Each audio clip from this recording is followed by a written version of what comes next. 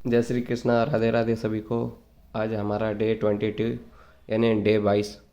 चलिए हम अपना श्रीमद् भगवद गीता का यथास्वरूप स्टार्ट करते हैं। हरे कृष्णा कृष्णा कृष्णा हरे हरे, हरे राम राम राम हरे हरे। तो चलिए हम अपना श्रीमद् भगवद गीता का अध्याय स्टार्ट करते हैं।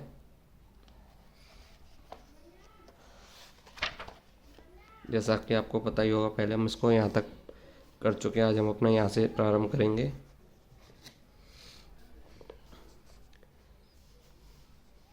यदि कोई प्रेम तथा भक्ति के साथ मुझे पत्र, पुष्प, फल या जल प्रदान करता है तो मैं उसे स्वीकार करता हूँ। नित्य सुख के लिए स्थायी आनंदमय धाम प्राप्त करने हेतु बुद्धिमान व्यक्ति के लिए अनिवार्य है कि वह कृष्ण भावना भावित होकर भगवान की दिव्य भौतिक भक्ति में तत्पर रहे।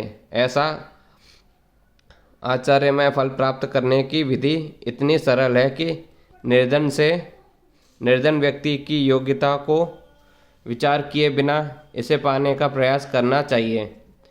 इसके लिए एकमात्र योग्यता इतनी ही है कि वह भगवान का शुद्ध भक्त हो।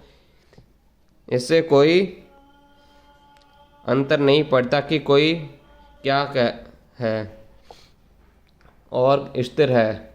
यह विधि इतनी सरल है कि यदि प्रेम पूर्वक एक पत्ती, थोड़ा सा जल या फल भी भगवान को अर्पित किया जाता है तो भगवान उसे सहज स्वीकार करते हैं। अतः किसी को भी कृष्ण भावनामृत से रोका नहीं जा सकता, क्योंकि वह सरल से है और व्यापक है। ऐसा कौन मूर्ख होगा जो इस सरल विधि से कृष्ण भावना भावित नहीं होना चाहेगा और सच्चिदानंद में जीवन की परम सिद्धि नहीं चाहेगा। कृष्ण को केवल प्रेमा भक्ति चाहिए और कुछ भी नहीं। कृष्ण तो अपने शुद्ध भक्तों से एक छोटा सा फूल तक ग्रहण करते हैं, किंतु असक्त भक्त वे कोई भेंट नहीं चाहते। उन्हें किसी से कुछ भी नहीं चाहिए, क्योंकि वे आत्मतुष्ट हैं। तो भी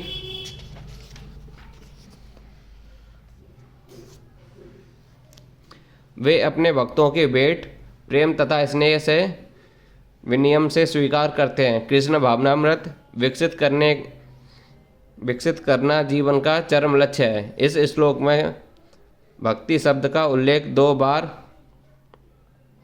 यह घोषित करने के लिए हुआ है कि यदि भक्त ही कृष्ण के पास पहुंचने का एकमात्र साधन है, किसी अन्य शर्त से, यथा ब्रह्मांड, विद्वान, धनी या महान विचारक होने से कृष्ण किसी प्रकार की भेंट लेने को तैयार नहीं होते। भक्ति ही मूल सिद्धांत है, जिसके बिना वे किसी से कुछ भी लेने के लिए प्रेरित नहीं किए जा सकते। भक्ति कभी हेतु की नहीं होती, यह शाश्वत विधि है। यह परम ब्रह्म की सेवा में प्रत्यक्ष कर्म है। यह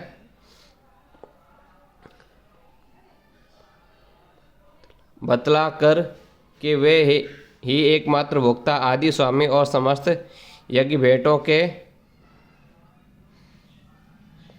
वास्तविक लक्ष्य हैं। और अब भगवान कृष्ण यह बताते हैं कि वे किस प्रकार भेंट पसंद करते हैं। यदि कोई शुद्ध भक्त होने तथा जीवन के लक्ष्य तक पहुंचने के उद्देश्य से भगवत भक्ति करना चाहता है तो उसे चाहिए कि वह पता करे कि भगवान उससे क्या चाहते हैं। कृष्ण से प्रेम करने वाला उनकी इच्छित वस्तु देगा और कोई ऐसी वस्तु भेंट नहीं करेगा जिसके उसकी इच्छा ना हो या उन्होंने ना मांगी हो। इस प्रकार कृष्ण को मांस, मछली तथा अंडे भेंट नहीं किए जाने चाहिए। यदि उन्हें इन वस्तुओं की इच्छा होती तो वे इनका उल्लेख करते। उल्टे वे स्पष्ट आदेश देते हैं कि उन्हें पुष्प, जल तथा फल अर्पित किए जाएं और वे इन्हें स्वीकार करेंगे। अतः हमें यह समझना चाहिए कि वे मांस, मछली तथा अंडे स्वीकार नहीं करेंगे। शाक, अन्न, फल, दूध तथा जल ये ही मनुष्यों के उचित भोजन है और भगवान कृष्ण ने भी इन्हीं का आदेश दिया है। इसके अतिरिक्त हम जो भी खाते हैं वह उन्हें अर्पित नहीं किया जा सकता, क्योंकि वे उसे ग्रहण नहीं करेंगे। यदि हम ऐसा भोजन उन्हें अर्पित करेंगे तो हम प्रेम भक्ति नहीं कर सकेंगे। तृतीय अध्याय के 13वें श्लोक में श्री कृष्ण बताते हैं, यज्ञ का उच्छिष्ट ही शुद्ध होता है। अतः जो लोग जीवन में प्रगति करने तथा भवबंधन से मुक्त होने के इच्छुक हैं उन्हें इसी को खाना चाहिए। इस श्लोक में वे यह बताते हैं कि जो लोग अपने भोजन को अर्पित नहीं करते हुए पाप भक्षण करते हैं, दूसरे शब्दों में उनका प्रत्येक और इस संसार का जटिलताओं में उन्हें बांधने वाला है। अच्छा सरल शाकाहारी भोजन बनाकर उसे भगवान कृष्ण के चित्र आग्रह में समक्ष अर्पित करके तथा नतमस्तक होकर इस तुच्छ भेंट को स्वीकार करने की प्रार्थना करने से मनुष्य अपने जीवन में निरंतर प्रगति करता है। उसका शरीर शुद्ध होता है और मस्तिष्क की श्रेष्ठ तंतु उत्पन्न होते हैं, जिससे शुद्ध चिंतन हो पाता है। मनुष्य वो सबसे बड़ी बात यह है कि यह समर्पण अत्यंत प्रेम पूर्वक करना चाहिए। कृष्ण को किसी तरह के भोजन की आवश्यकता नहीं है रहती, क्योंकि उनके पास सब कुछ है, किंतु यदि कोई उन्हें इस प्रकार प्रसन्न करना चाहता है तो वे इस भेंट को स्वीकार करते हैं। भोजन बनाने, सेवा करने तथा भेंट करने में जो सबसे मुख्य बात रहती है वह कृष्ण के प्रेम वर्ष करना। वे मायावादी चिंतन भगवत गीता के इस श्लोक का अर्थ नहीं समझ सकेंगे, जो यह मानकर चलते हैं कि परम ब्रह्म इंद्रिय रहित है। उनके लिए यह या तो रूपक है या भगवत गीता के उद्घोषक कृष्ण के मानवीय चरित्र का प्रमाण है, किंतु वास्तविकता तो यह है कि भगवान कृष्ण इंद्रिय से युक्त है और यह कहा जाता है कि इंद्रिय परम स्पर्श परिवर्तनशील है। दूसरे शब्दों में एक इंद्रिय दूसरी इंद्रिय का कार्य कर सकती है। कृष्ण को परम ब्रह्म कहने का आशय यही है कि इंद्रिय रहित होने पर उन्हें समस्त ऐश्वर्य से युक्त नहीं माना जा सकता। 7वें अध्याय में कृष्ण ने बताया है कि वे प्रकृति के गर्भ में जीवों को स्थापित करते हैं। इसे वे प्रकृति का दृष्टिपात करते हैं। अतः यहाँ पर भी भक्तों द्वारा भोजन अर्पित करते हुए भक्तों को प्रेमपूर्ण शब्द सुनना कृष्ण के द्वारा भोजन करने तथा उसके बाद स्वाद लेने के ही समरूप है। इस बात पर इसलिए बल देना होगा कि क्योंकि वे सर्वोच्च स्थिति के कारण उनका सुनना उनके भोजन करने तथा स्वाद ग्रहण करने के ही स्वरूप है। केवल भक्त ही बिना तर्क के यह समझ सकता है कि परम ब्रह्म भोजन कर सकते हैं और उनका स्वाद ले सकते हैं।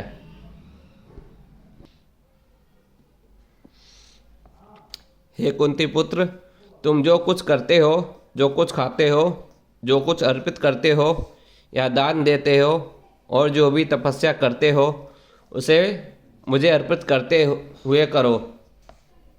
इस प्रकार यह प्रत्येक व्यक्ति का कर्तव्य है कि अपने जीवन को इस प्रकार ढाले कि वह किसी भी दशा में कृष्ण को ना भूल सके। प्रत्येक व्यक्ति कृष्ण को अपने जीवन निर्वाह के लिए कर्म करना पड़ता है और कृष्ण यहाँ पर आदेश देते हैं कि हर व्यक्ति उनके लिए ही कर्म करे। प्रत्येक व्यक्ति को जीवित रहने के लिए कुछ ना कुछ खाना पड़ता है। अतः उसे चाहिए कि कृष्ण को अर्पित भोजन उत्कृष्ट को ग्रहण करे। प्रत्येक व्यक्ति को कुछ न कुछ धार्मिक अनुष्ठान करने होते हैं। अतः कृष्ण की स्मृति है, इसे मेरे हेतु करो। यही अड़चन है, प्रत्येक व्यक्ति कुछ न कुछ दान देता है। अतः कृष्ण कहते हैं कि मुझे दो, जिसका अर्थ यह है कि अधिक धन का उपयोग कृष्ण भावनामृत आंदोलन की उन्नति के लिए करो। आजकल लोग ध्यान विधि के प्रति विशेष रुचि दिखाते हैं, यद्यपि इस युग के लिए व्यवहारिक नहीं है, किंतु यदि कोई 24 घंटे हरे कृष्ण का जप अपनी माला में करे तो वह निश्चित रूप से महानतम ध्यानी तथा योगी है, जिसकी पुष्टि भगवद गीता के 6ठे अध्याय में की गई है।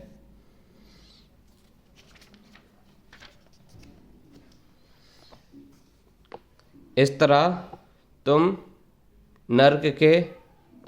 कर्म के बंधन तथा इसके शुभाशुभ फलों से युक्त हो सकोगे। इस प्रकार इस संन्यास योग में अपने चित्त को स्थिर करके तुम मुक्त होकर मेरे पास आ सकोगे। गुरु के निर्देश में कृष्ण भावनाव्रत में रहकर कर्म करने का युक्त कहते हैं। परिभाषिक शब्द युक्त वैराग्य है। स्वरूप गोस्वामी ने इसकी व्याख्या इस प्रकार की है। श्री रूप गोस्वामी कहते हैं कि जब तक हम इस जगत में हैं तब तक हमें कर्म करना पड़ता है। हम कर्म करना बंद नहीं कर सकते। अतः यदि कर्म करके उसके फल कृष्ण को अर्पित कर दिए जाए तो वह युक्त वैराग्य कहलाता है। वस्तुतः संन्यास में स्थिर होने पर ऐसे कर्मों से चित्त रूपी दर्पण स्वच्छ हो जाता है और करता ज्यों के ज्यों क्रमशः आत्मा साक्षात्कार की और प्रगति करता जाता है। त्यों त्यों वह परमेश्वर के प्रति पूर्णतः समर्पित होता रहता है। अतएव अंत में वह मुक्त हो जाता है और यह मुक्ति भी विशिष्ट होती है। इस मुक्ति से वह ब्रह्म ज्योति में तदाकार नहीं होता, अपितु भगवत धाम में प्रवेश करता है। यहाँ स्पष्ट उल्लेख है, माम उपेव्यस्य, वह मेरे पास आता है, अर्थात मेरे धाम वापस आता है। मुक्ति के 5 विभिन्न अवस्थाएं हैं। यहाँ पर स्पष्ट किया गया है कि जो भक्त जीवन भर परमेश्वर के निर्देशन में रहता है वह ऐसी अवस्था को प्राप्त हुआ रहता है जहाँ वह शरीर त्यागने के बाद भगवत धाम जा सकता है और भगवान के प्रत्यक्ष संगति में रह सकता है। जिस व्यक्ति ने अपने जीवन का भगवत सेवा में रत रखने को आसक्ति अन्य कोई रुचि नहीं होती, वह वास्तविक सन्यासी है। ऐसा व्यक्ति भगवान की परम इच्छा पर आश्रित रहते हुए अपने को उनका नित्य दास मानता है। अतः वह जो कुछ करता है भगवान के लाभ के लिए करता है। वह जो कुछ भी कर्म करता है भगवान की सेवा करने के लिए करता है। वह सकाम कर्मों या वेद वर्णित कर्तव्यों पर ध्यान नहीं देता। सामान्य मनुष्य के लिए वे देव वर्णित कर्तव्यों को संपन्न करना अनिवार्य होता है, किंतु शुद्ध भक्त भगवान की सेवा में पूर्णतः रत होकर कभी कभी वेदों द्वारा अनुमोदित कर्तव्यों का विरोध करता प्रतीत होता है, जो वस्तुतः विरोध नहीं है।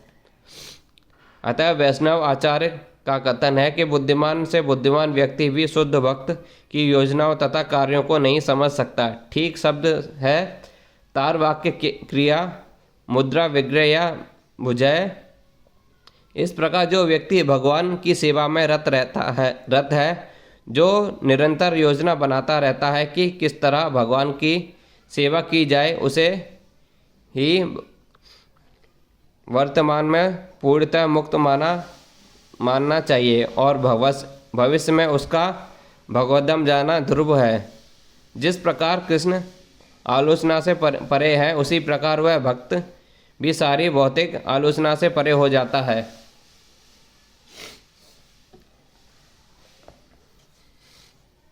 मैं ना तो किसी से द्वेष करता हूँ, ना ही किसी के साथ पश्चाताप करता हूँ। मैं सबों के लिए संभव हूँ, किंतु जो भी भक्तिपूर्वक मेरी सेवा करता है वह मेरा मित्र है, मुझसे स्थिर रहता है और मैं उसका मित्र हूँ।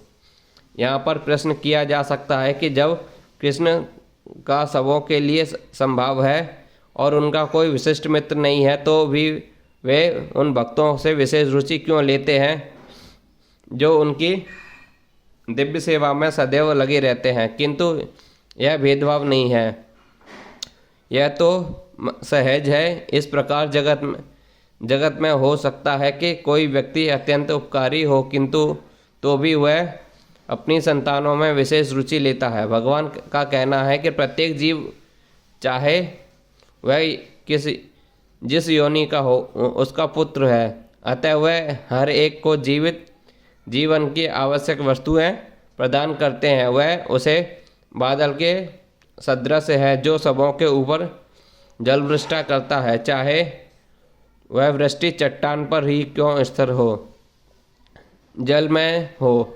किंतु भगवान अपने भक्तों का विशेष ध्यान रखते हैं। ऐसे ही भक्तों का उल्लेख हुआ है, वे सदैव कृष्ण भावनामृत में रत रहते हैं, फलंत वह निरंतर कृष्ण में लीन रहते हैं। कृष्ण भावनामृत मूल शब्द ही बताता है कि जो लोग ऐसे भावनामृत में लगे रहते हैं सजीव आध्यात्मवादी हैं और उन्हीं में स्थिर है। भगवान यहाँ स्पष्ट रूप में कहते हैं मयि ते, अर्थात वे मुझ में हैं, फलंत अतः भगवान भी उनमें है।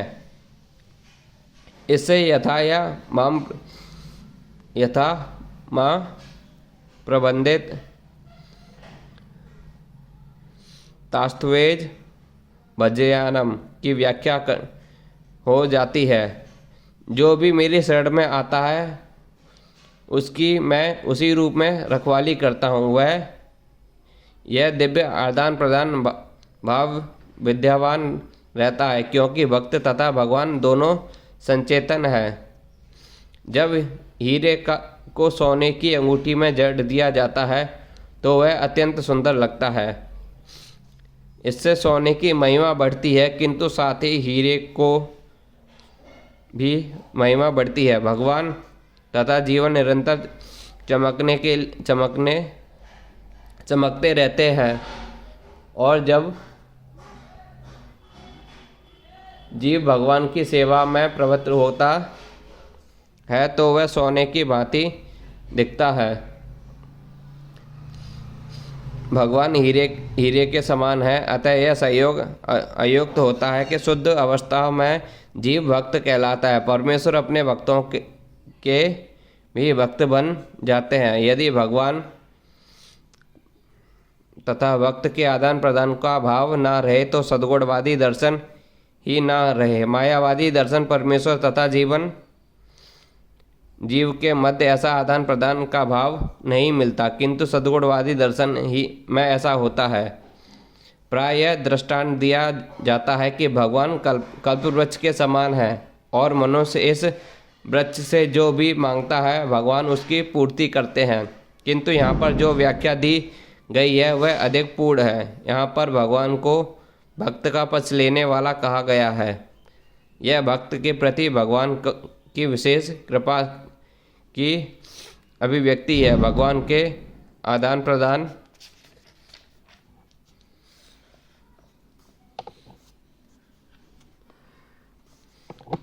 भाव को कर्म के नियम अंतर्गत नहीं मानना चाहिए। वह तो उस दिव्य अवस्था में संबंधित रहता है जिससे भगवान तथा उनके भक्त कर्म करते हैं।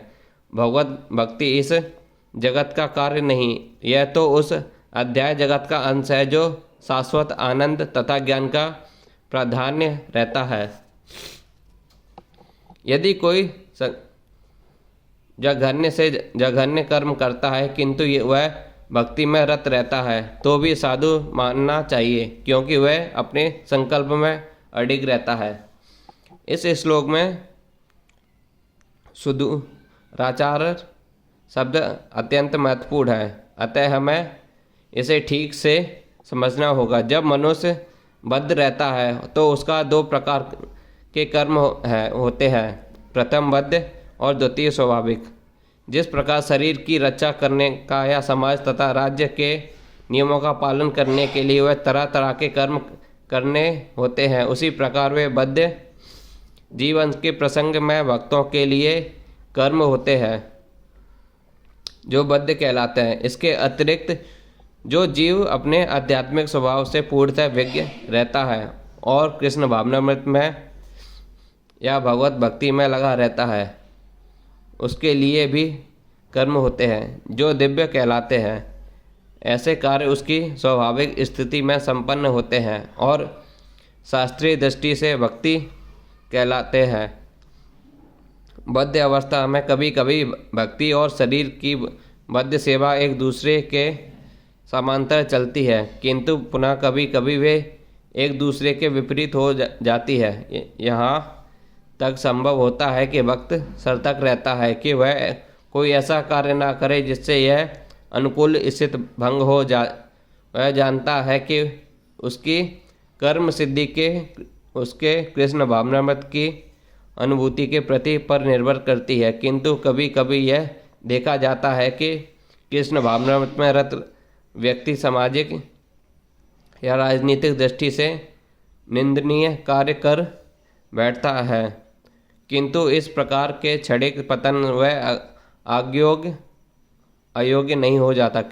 श्रीमद् भागवत में कहा गया है कि यदि कोई व्यक्ति पतित हो जाए किंतु वह भगवान की दिव्य सेवा में लगा रहे तो हृदय में वास करने वाले भगवान उसे शुद्ध कर देते हैं और निंदनीय कार्य के लिए क्षमा कर देते हैं।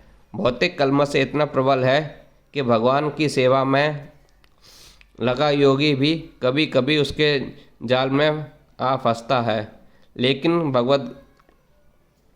लेकिन कृष्ण भावनामृत इतना शक्तिशाली होता है कि इस प्रकार का आकस्मिक पतन तुरंत रुक जाता है। इसलिए भक्ति योग सदैव सफल होता है।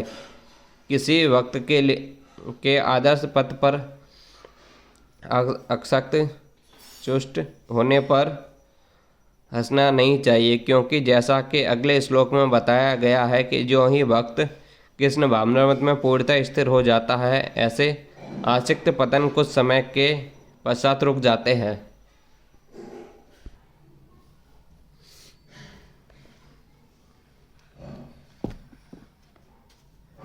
अतः जो व्यक्ति कृष्ण भावनामृत में स्थिर है और अनन्य भाव से हरे कृष्ण मंत्र का जप करता है, उसे दिव्य स्थिति में आसीन समझना चाहिए, भले ही वह देवश सात का उसका पतन क्यों न हो चुका हो। साधुरेव शब्द अत्यंत प्रभावात्मक है, जो ये भक्तों का समाधान करते हैं कि आकस्मिक पतन के कारण भक्त का उपहास नहीं किया जाना चाहिए, उसे तब तक साधु नहीं मानना चाहिए मनंत जब तक वह शब्द इसके भी अधिक बलशाली है। यदि कोई इस नियम को नहीं मानता, भक्त पर उसके पतन के कारण हंसता है, तो वह भगवान के आदेशों के अवज्ञा करता है। भक्त की एकमात्र योग्यता यह है कि वह अविचल तथा अनन्य भाव से भक्ति में तत्पर रहे।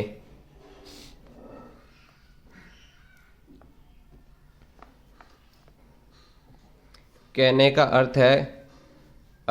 का अर्थ यह है कि यदि भगवत भक्ति में तत्पर व्यक्ति कभी भी घृणित कार्य करता पाया जाए तो वह इन कार्यों का उन धब्बों की तरह मान लेना चाहिए जिसे चांद में खरगोश के धब्बे हैं। इस धब्बों में चांदनी में विस्तार में बाधा नहीं आती। इसी प्रकार साधु पथ से भक्त का आकस्मिक पतन उसे निंदनीय नहीं बनाता, किंतु इसी के साथ यह समझने की भूल नहीं करनी चाहिए कि दिव्य भक्ति करने वाला भक्त सभी प्रकार के निंदनीय कर्म कर सकता है। इस श्लोक में केवल इसका उल्लेख है कि भौतिक संबंधों के प्रबलता के कारण कभी कोई दुर्घटना हो सकती है।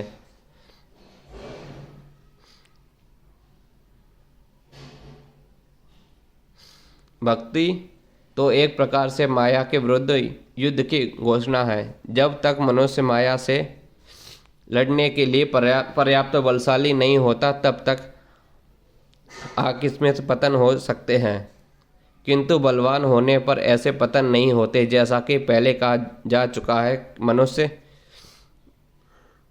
का इस श्लोक में दुरुपयोग करते हुए अशोभनीय कर्म नहीं करने चाहिए, किंतु और यह नहीं सोचना चाहिए कि इतने पर भी वह भक्त बना रह सकता है। यदि वह भक्ति के द्वारा अपने चरित्र नहीं सुधार लेता तो वह उच्च कोटि का भक्त नहीं मानना चाहिए। वह तुरंत धर्मात्मा बन जाता है और स्थायी शांति का प्राप्त होता है। हे कुंती पुत्र, निडर होकर घोषणा कर दो कि मेरे भक्त का कभी विनाश नहीं होता। इसका कोई दूसरा अर्थ नहीं लगाना चाहिए। 7वें अध्याय में भगवान कहते हैं कि जो कुछ दुष्कृष्टि है वह भगवत भक्त नहीं हो सकता। जो भगवत भक्त नहीं है उसमें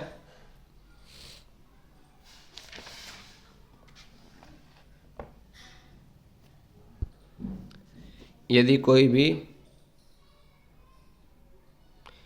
योग्यता नहीं होती, तब प्रश्न उठता है कि संयोग वश में या स्वेच्छा से निंदनीय कर्मों में प्रवृत्त होने वाला व्यक्ति किस प्रकार भक्त हो सकता है। यह प्रश्न ठीक है कि जैसा कि 7वें अध्याय में कहा गया है कि जो दुष्टता कभी भी भक्ति के पास नहीं फटकता उसमें कोई भी सद्गुण नहीं होते। श्रीमद् भागवत में इसका उल्लेख है। सामान्यतः 9 प्रकार के भक्ति कार्यों में युक्त रहने वाला भक्त अपने हृदय को भौतिक कलमश से शुद्ध करने में लगा होता है। वह भगवान को अपने हृदय में बसाता है, फलतः उसके सारे पाप पूर्ण कलमश से धुल जाते हैं। निरंतर भगवान का चिंतन करने से वह स्वतः शुद्ध हो जाता है। वेदों के अनुसार ऐसा विधान है कि यदि कोई अपने उच्च पद से नीचे गिर जाता है तो अपनी शुद्धि के लिए उसे कुछ अनुष्ठान करने होते हैं, किंतु यहाँ पर ऐसा कोई प्रतिबंध नहीं है, क्योंकि शुद्धि की प्रक्रिया भगवान का निरंतर स्मरण करते रहने से पहले ही भक्त हृदय में चलती रहती है। अतः हरे कृष्ण कृष्ण कृष्ण हरे हरे, हरे राम राम राम हरे हरे इस मंत्र का अनवरत जप करना चाहिए। यह भक्त को आकस्मिक पतन से बचाएगा। इस प्रकार वह समस्त भौतिक कलमशों से सदैव मुक्त रहेगा। हे पार्थ, जो मेरी शरण ग्रहण करते हैं वे भले ही निजन्मा स्त्री, वैश्य, व्यापारी तथा शूद्र श्रमिक कार्यों क्यों ही ना हो, वे परम धाम को प्राप्त करते हैं। यहाँ पर भगवान ने स्पष्ट कहा है कि भक्त में उच्च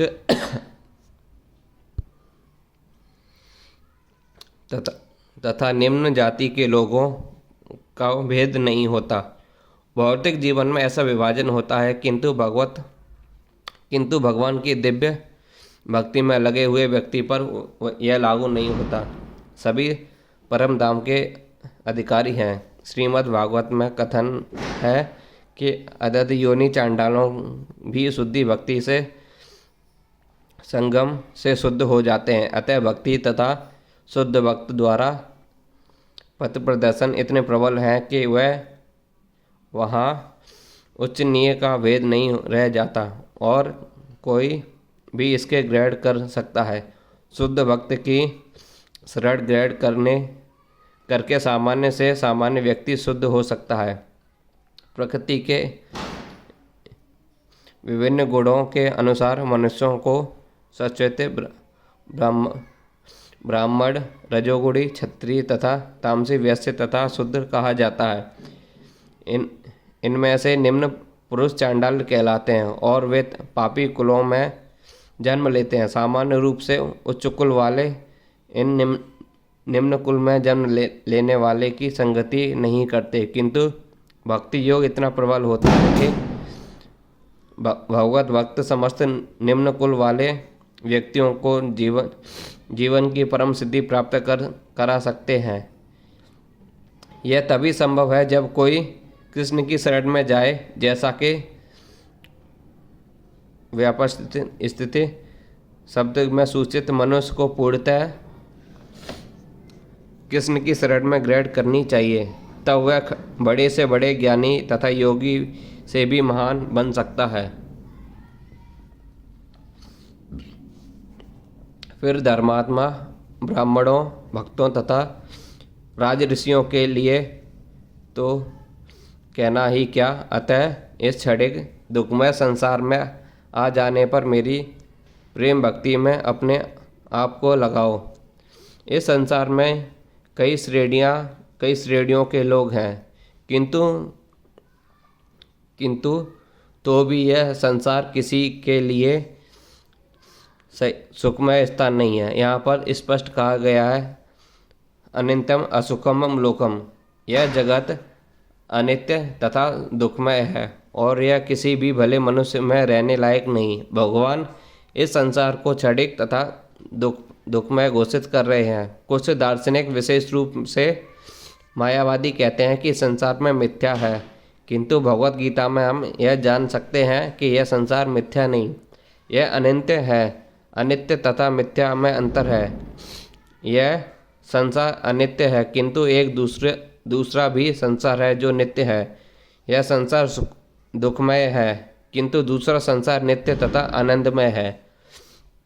अर्जुन का जन्म ऋषि तुल्य राजकुल में हुआ था, अतः भगवान उससे भी कहते हैं कि मेरी सेवा करो और शीघ्र ही मेरे धाम को प्राप्त करो।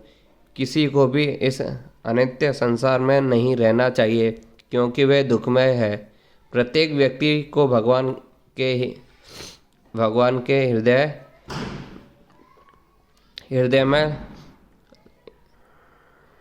हृदय से लगाना चाहिए, इससे वह सदैव सुखी रह सकेंगे। भगवत भक्ति में एकमात्र ऐसी विधि है जिसके द्वारा सभी वर्गों के लोगों को सारी समस्याएं सुलझाई जा सकती हैं। अतः प्रत्येक व्यक्ति को कृष्ण भावनामृत स्वीकार करके अपने जीवन को सफल बनाना चाहिए।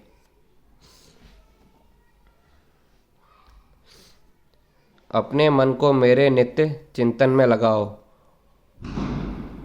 मेरे भक्त बनो और मुझे नमस्कार करो और मेरी ही नित्य पूजा करो। इस प्रकार मुझसे पूर्णतः तल्लीन होने पर तुम मुझे निश्चित रूप से मुझको प्राप्त होंगे।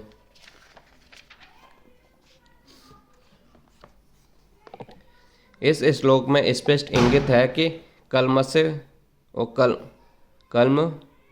से ग्रस्त भौतिक इस जगत से छुटकारा पाने का एकमात्र साधन कृष्ण भावनामृत है। कभी कभी कपटी भाष्यकार इस स्पष्ट कथन का तोड़ मरोड़ कर अर्थ करते हैं कि सारी भक्ति भगवान कृष्ण को समर्पित की जानी चाहिए। दुर्भाग्यवश ऐसा भाष्यकार पाठकों का ध्यान ऐसी बात की और आगे से करते हैं जो संभव नहीं। ऐसे भाष्यकार यह नहीं जानते कि कृष्ण के मन तथा कृष्ण में कोई अंतर नहीं। कृष्ण को कोई सामान्य मनुष्य नहीं, वे परमेश्वर हैं। उनका शरीर, उनका मन तथा स्वयं वे एक है और परम है। जैसा कि कूर्म पुराण में कहा गया है कि और भक्ति सिद्धांत सरस्वती गोस्वामी में चैतन्य चरितामृत पंचम अध्याय में आदि लीला के अनुभाष्य में अशुद्ध किया है। परमेश्वर कृष्ण में तथा उनके शरीर में कोई अंतर नहीं है। यदि कृष्णतव्य को न जानने के कारण भाष्यकार कृष्ण को छिपाते हैं और उनको उनके मन या शरीर से पृथक बताते हैं। यद्यपि वह कृष्णतव्य के प्रति निरी अज्ञानता है, किंतु कुछ लोग जनता को भ्रमित करके धन कमाते हैं। कुछ लोग आसुरी होते हैं, वे कृष्ण का चिंतन करते हैं, किंतु ईर्ष्यावश जिस तरह वह कृष्ण का मामा कंस करता है, वह भी कृष्ण का निरंतर चिंतन करता रहता है, किंतु वह उनके अपने शत्रु के रूप में सोचता है। वह सदैव चिंताग्रस्त रहता था और सोचता रहता था कि न जाने कब कृष्ण उसका वध कर दे। इस प्रकार के चिंतन से हमें कोई लाभ नहीं होने वाला। मनुष्य को चाहिए कि भक्तिमय प्रेम में उसका चिंतन करे। यहाँ भक्ति के उसे चाहिए कि वह निरंतर कृष्णतव्य का अनुशीलन करे। तो वह उपयुक्त अनुशीलन क्या है? यह प्रामाणिक गुरु से सीखना है। कृष्ण भगवान और हम कई बार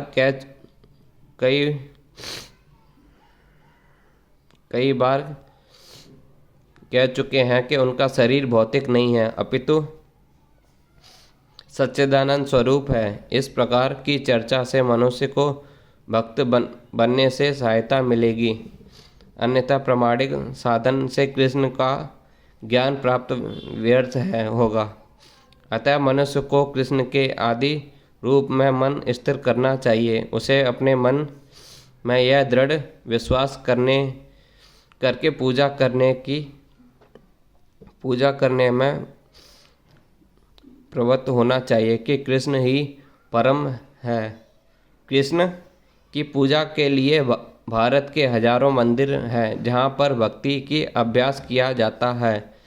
जब ऐसा अभ्यास हो रहा हो तो मनुष्य को चाहिए कि कृष्ण को नमस्कार करे। उसे आठचौरस के समक्ष नतमस्तक होकर मनसा वाचा कर्मणा हर प्रकार से प्रवृत्त होना चाहिए। इससे वह कृष्ण भाव से पूर्णतः तल्लीन हो सकेगा। इससे वह कृष्ण लोक को जा सकेगा। उसे चाहिए कि कपटी भाष्यकारों के बहकावे में न आए। उसे श्रवण कीर्तन आदि नवदा भक्ति में प्रवृत्त होना चाहिए। शुद्ध भक्ति मानव समाज की चरम उपलब्धि है। भगवद गीता के 7वें 8वें अध्याय में भगवान की ऐसी शुद्धि भक्ति की व्याख्या की गई है जो कल्पना योग तथा सकाम कर्म से मुक्त है। जो पूर्णतः शुद्ध नहीं हो पाते वे भगवान की विभिन्न स्वरूपों द्वारा निर्वेशवादी ब्रह्म ज्योति तथा अंतर्यामी परमात्मा द्वारा आकृष्ट होते हैं, किंतु भक्त तो परमेश्वर की साक्षात सेवा करता है। कृष्ण संबंधी एक उत्तम पद कहा गया है कि जो व्यक्ति देवताओं की पूजा में रत रहते हैं वे सर्वाधिक अज्ञानी हैं। उन्हें कभी भी कृष्ण का चरम वरदान प्राप्त नहीं है। सतत वह